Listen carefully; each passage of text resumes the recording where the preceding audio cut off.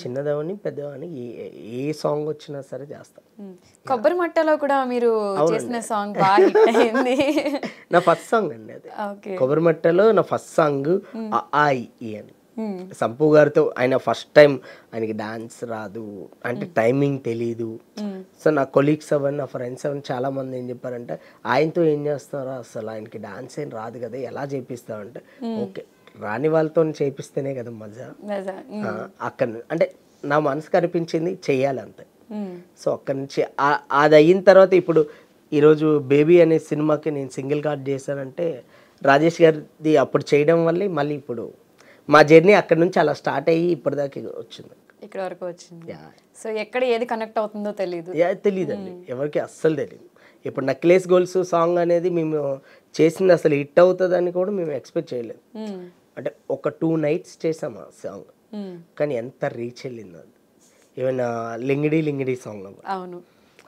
And మొన్న recent college పాప కూడా ఏంటంటే రిలీజ్కి ఒక 6 days బిఫోర్ చేసాం. అది అంత హిట్ అవుతుందని అసలు ఎవరు ఎక్స్పెక్ట్ చేయలేదు. ఈవెన్ డైరెక్టర్ అని ఎవరు ఎక్స్పెక్ట్ చేయలేదు. సాంగ్ రీచ్ ఉంటుందేమో అంటే తక్కువ టైం ఉందండి రిలీజ్కి, చాలా తక్కువ టైం. 6 daysలో మేము షూట్ చేసి 6 days బిఫోర్ షూట్ చేసి రిలీజ్ చేస్తే అది ఈ రోజు కూడా ఇంకా రన్ అవుతుంది, ఇంకా ట్రెండింగ్. ఎక్కడ చూసినా ఏ డీజే చూసినా ఇవే రీల్స్ వస్తూ ఉంటాయి. చాలా చాలా చాలా.